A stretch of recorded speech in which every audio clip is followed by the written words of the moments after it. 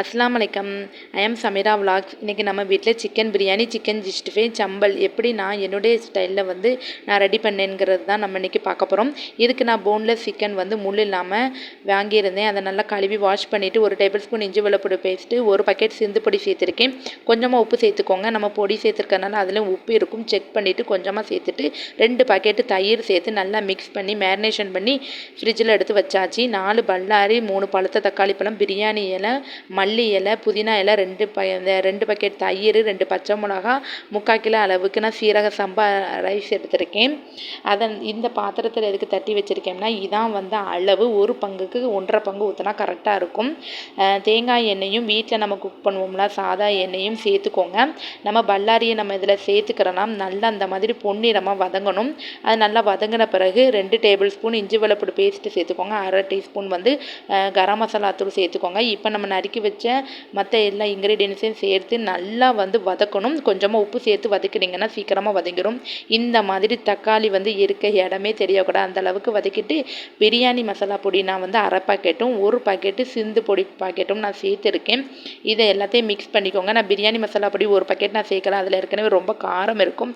ஏற்கனவே நம்ம பச்சை மிளகாய் இஞ்சி வெள்ளப்பூடு பேஸ்ட் சேர்த்துருக்கோமா, இது இந்த அளவுக்கு நீங்கள் சேர்த்திங்கன்னா கரெக்டாக இருக்கும். நான் 1.5 பாக்கெட் தயிர் சேர்த்து நல்லா மிக்ஸ் பண்ணிவிட்டு நல்லா ராஸ்மெல்லாம் போன பிறகு கழுவி வாஷ் பண்ணி வச்ச சிக்கன் 3/4 கிலோ சேர்த்தாச்சு. அதுக்கப்புறம் உப்பு 1 டேபிள் ஸ்பூன் சேர்த்துக்கோங்க. இந்த சிக்கனை நல்லா உப்பு உரப்பு பிடிக்கும். அந்த எண்ணெயிலே வேகட்டும். நல்லா சிம்மில் வச்சு மூடி போட்டுருங்க.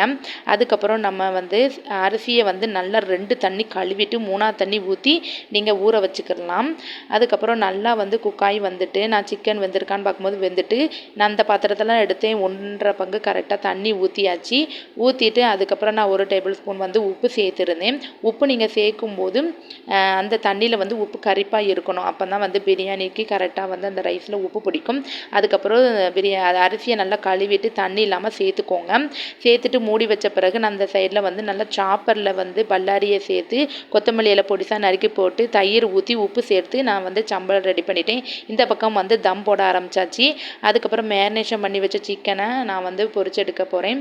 இது எல்லாத்தையும் 1 பை 1 பொரிச்சு எடுத்தாச்சு. கலர்ஃபுல்லாகவும் நம்ம விரை வச்ச மசாலா உதிராமல் சூப்பராக சிக்கனில் கோட்டிங் ஆகிருக்கு.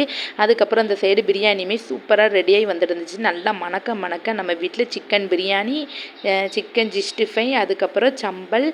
நான் இன்றைக்கி தால்ச்சா ரெடி பண்ணல, அம்மா வீட்டிலேருந்து கொடுத்து விட்டுட்டாங்க.